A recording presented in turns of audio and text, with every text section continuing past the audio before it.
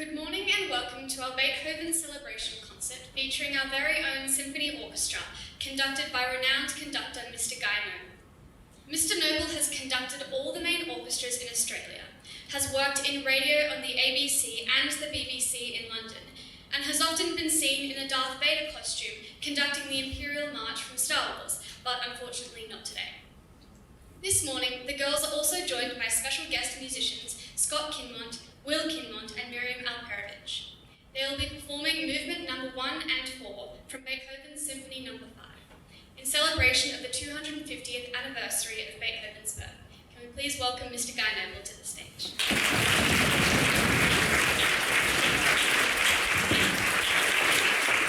Good morning, everyone. Sit down, orchestra, wonderful orchestra. It's great to be here working with this fantastic symphony orchestra, really wonderful, beautifully prepared by Jodie and her team. And we're going to do just the first and the fourth movements, but we're going to talk a little bit about the piece too, why he wrote it, or a few ideas about how it came to be one of the most famous pieces in orchestral literature. And also a big hello to, I think I look down that camera, to any parents who are watching offline or online at home. So welcome to you, shame you couldn't be here today.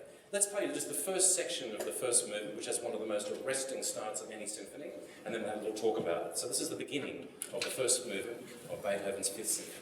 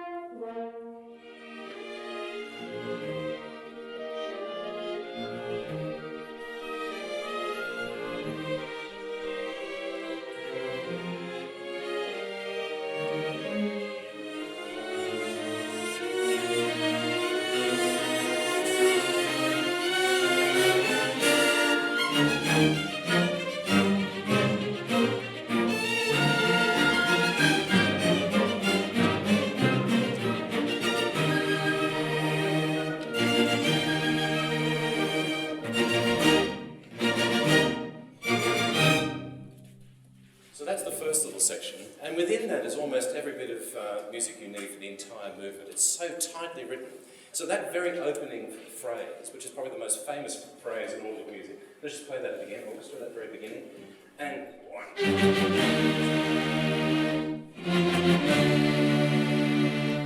That provides all the music for the rest of that first movement, that rhythm, da-da-da-dum, ba-ba-ba-ba. And when we play through the whole movement, I've actually added up the number of times you hear that, both in the tune and in the accompaniment, and you can, hands up at the end, you can tell me if you can count them along as well. It happens a lot throughout the first movement.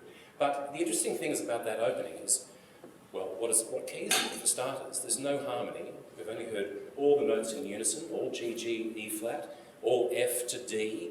What is it? Could it be a major key? Here's what it could have sounded like had it been a slightly different symphony. This is our E flat major version.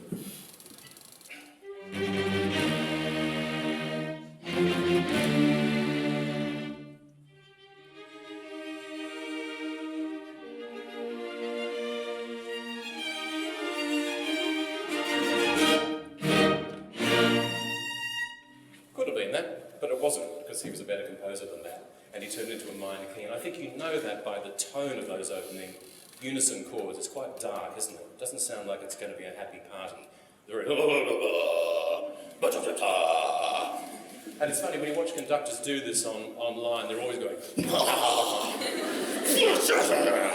like that. So that da-da-da-dum travels all the way through the first movement, as I said. And in a symphony, it's called sonata form. And no composer ever sat down and thought, I'm going to write a symphony in sonata form.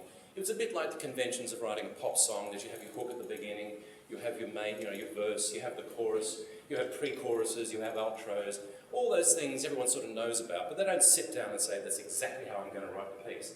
He just sat down and thought, I've got this amazing theme, how can I use it? And it's like the DNA of it is so tight, it pervades the whole piece, a bit like COVID-19, out of control. So the second subject, that's the main theme. The second subject is more lyrical, but guess what? You still hear the da-da-da-da. You'll hear it in the cello, so it becomes an accompaniment now. Let's just play that second theme, folks. Where did we say we're going to start that from? I can't remember now. Where is that? Oh, let's go from bar 8 of figure 1. And 1.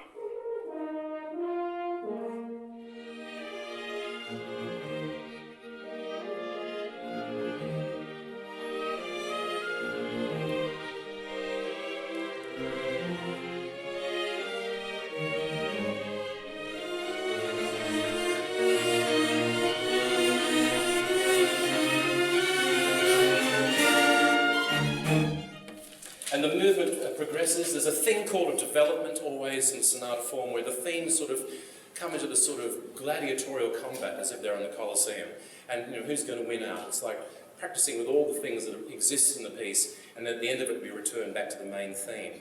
But not before. You have this beautiful little, it's a little quiet moment in a piece that moves very quickly all the way through. This beautiful little oboe cadenza that you'll hear going on my play for us right now. So it just stops everything in its tracks. Let me start again.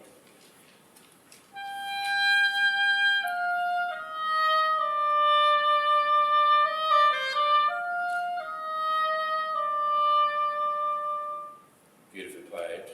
Give a round of applause just for that.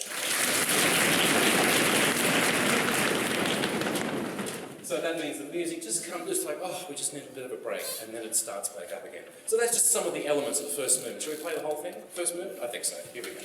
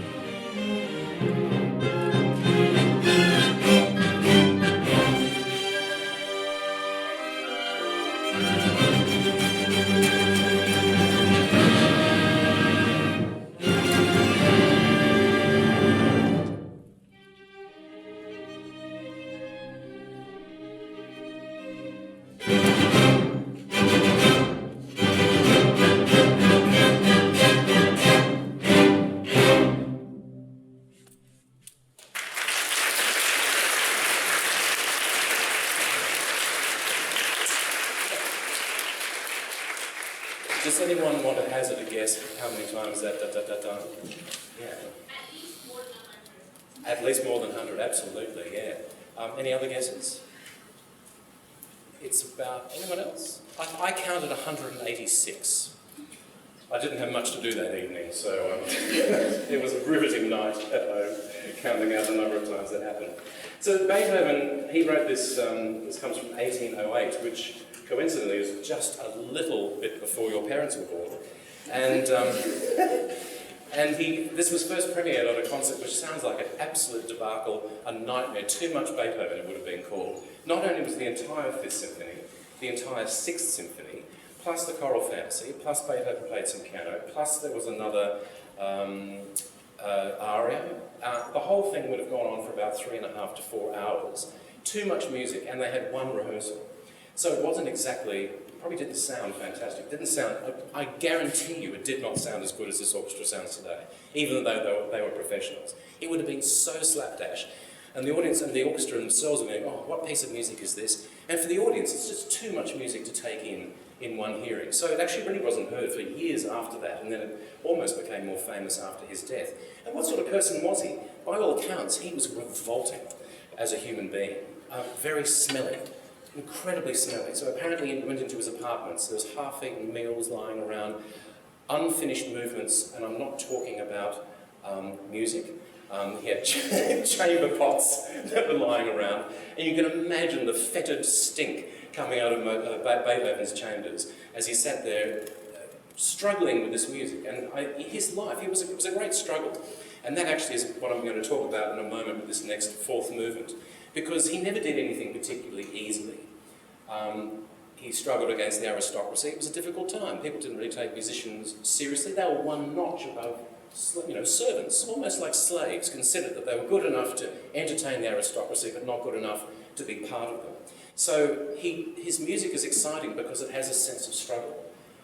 And we need a bit of struggle in life. If everything was easy, if you didn't have to do any study and you were top in maths and you're top in science, although I'm sure some of you are like that here, you wouldn't, what's the point? There's no excitement because you haven't struggled through something and come to the end of the challenge. So in the third movement, there's this amazing transition which leads us into the fourth movement, which is in a major key. Everything else has been minor or related to major, and then we go from the third, which is minor, into something sunny and major. But he just doesn't do it the way you would expect to do it. We're going to play the end of the third movement in a slightly different way, and then go into the fourth movement, and you see what you think about this version of it. So this is from 236. So this is the end of the third movement.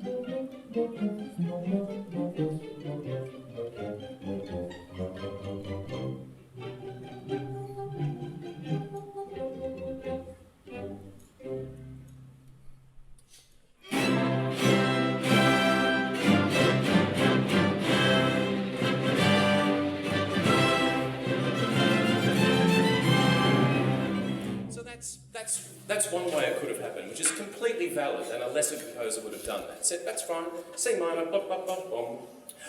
Sun comes out, everything's fantastic, but it doesn't work like that for him. He thinks we've got to have some way of getting from that dum, dum, dum, bom, through some transition passage, which leads us into the major key. As if you're going through the clouds and you come out in the sunshine.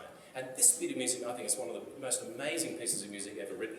And all sorts of people throughout history have looked at it and said, how extraordinary to do this, particularly in 1808, when it was unusual. So we're just going to play the same thing. How about we just play, let's just play the fourth figure 3. Why 1, 2, 3, 4, 5, 6, 7.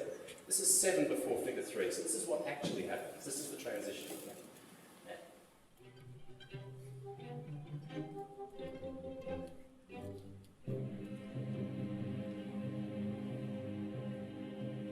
We have no idea what's going on. And then out of the mist come the first violins.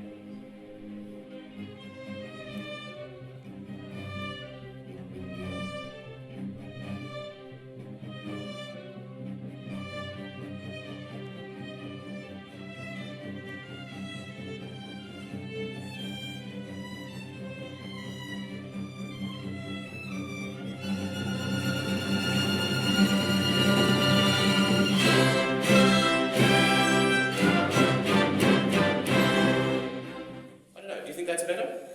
Yeah, I think so too. That's why it's in the piece and that's why it's Beethoven. So it makes the music work in this extraordinary direction. You think, what the hell is going on? And then when the violins hit that major chord, you think, we're going to go somewhere major. How delightful that is. So the piece is very triumphant. It also does something very interesting, which is, it had been apparently done once before by another composer called Haydn, which is the idea of actually repeating a little bit of the third movement in the middle of the fourth movement. Quite unusual. They used to be quite separate. But this is like taking a previous idea and putting it back into the fourth movement. The other thing about that theme, dum dum dum dum, dum dum dum dum dum dum dum, ba dum dum, is basically the same as the opening movement, dum dum dum dum, but just done in a triplet way. So in the back of your brain, it also ties the first movement to the third and then the fourth. So the whole thing sort of wraps around. Once again, maybe not conscious. It was just in his mind. If you probably mentioned it to him, oh, Beethoven, it's amazing, that thing you do with the third movement, it sounds a bit like the first. He would have gone, what? You know, maybe he didn't know about that. Or maybe he did. I don't know. I'm just making it up. But he certainly had this idea in the back of his head of making the two things come together. So you hear after this huge build-up, and let's go from figure 4, everybody.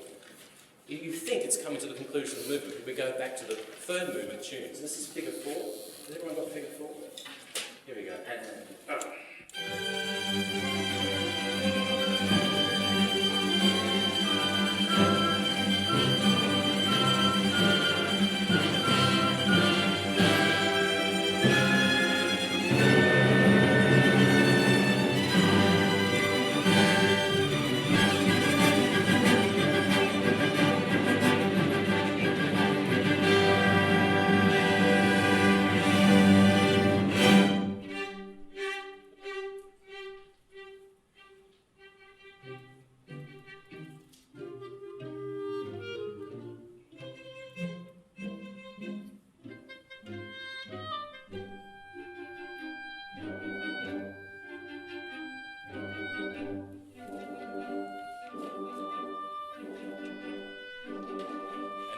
Back into the main thing. So we're going to play you now the whole of the fourth movement. We'll go straight on the beginning of the fourth movement, everybody. Yeah? Straight on the top of the fourth movement. So this comes after that wonderful transition, and then we can go triumphantly right to the end. Here we go. This is the fourth movement.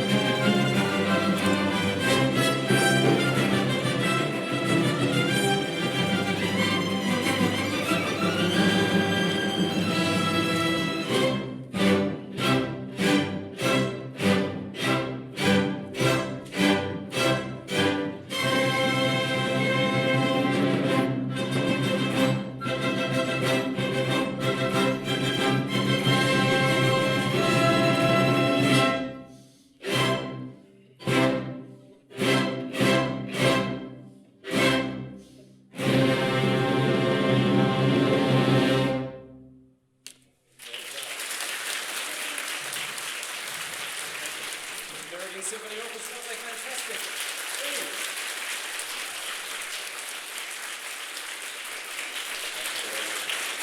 It's been such a joy to come in yesterday for an hour and a half, and this morning we had more rehearsal to work with this orchestra. Really one of the finest school orchestras I've heard, you know, right up there with some professionals actually, so well done to them. And once again to Jodie Spooner-Reiner and the whole team for making my job so easy to come in and surf along all the hard work they've done before. And to all of you, I hope this has been a very difficult year, I know, for everybody with COVID-19. I hope that the Year 12s, they're not here, but I hope they have a wonderful end of their last year at school. And for all the rest of you, have a fantastic school holidays. And thank you very much for having me this morning. Thank you.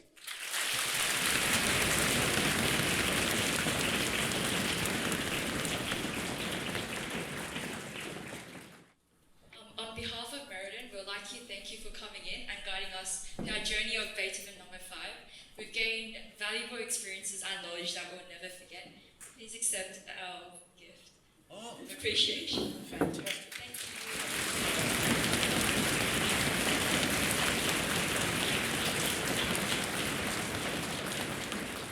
you. Sparkling water.